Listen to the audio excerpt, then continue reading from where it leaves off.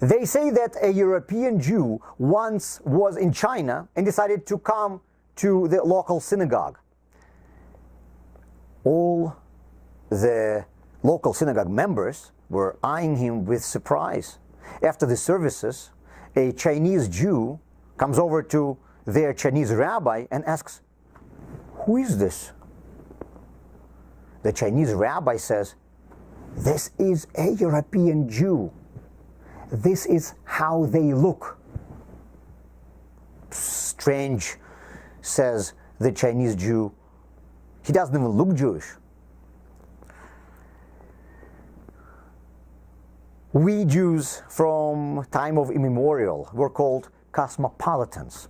We are citizens of the world. Do you know that in Czechoslovakia, the only real Czechoslovakians were Jews, because everyone else was either Czech or Slovak? Why are we Jews the only nation scattered literally all around the world? The Torah says that we Jews have been given the mission of bringing spirituality into this world. When we had the temple in Jerusalem, we had enough spiritual power to affect the entire planet from the land of Israel. But because of our misdeeds, the temple was destroyed. Our spiritual energy was lessened. Now, in order to transform each corner of the globe, we need to live right there. Therefore, after the destruction of the temple, the Jews were scattered all around the world. How do we bring spirituality into the world? We don't compel non-Jews to convert to our religion. We are not trying to dominate other nations. We are trying to dominate the physical objects around us and the world we live in. We are trying to bring godliness into the material nature around us by using these objects for the mitzvot, the commandment that we fulfill. By living everywhere, even in the most remote parts of the world, Jews can bring the sparks of spirituality into their surroundings. But the danger is that in these distant places, far from large Jewish communities, Jews may lose their connection with their spiritual roots, forget about their Jewishness, and then they won't be able to already fulfill their mission.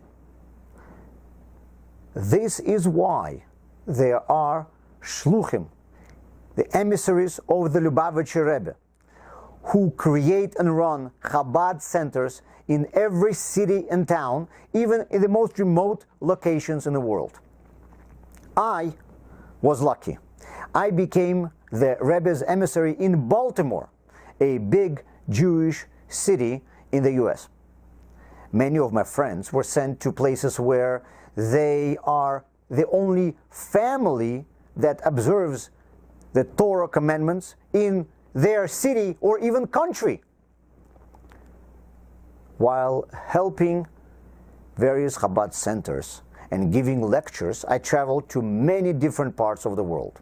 But now I'm going on probably the most unique journey. I was invited to speak at the Chabad centers of Siberia. I'm traveling to Tomsk, Novosibirsk, Krasnoyarsk, Irkutsk, and Omsk. Whenever I tell people about the Chabad centers that invited me to come there, everyone asks, "There are Jews in these cities?" Yes, there are. And thanks to the local Chabad centers in these places, there are thriving Jewish communities in every one of these cities. While visiting these communities, I will be doing a live broadcast of the trip on my video blog on rabbiv.com. So join us next week.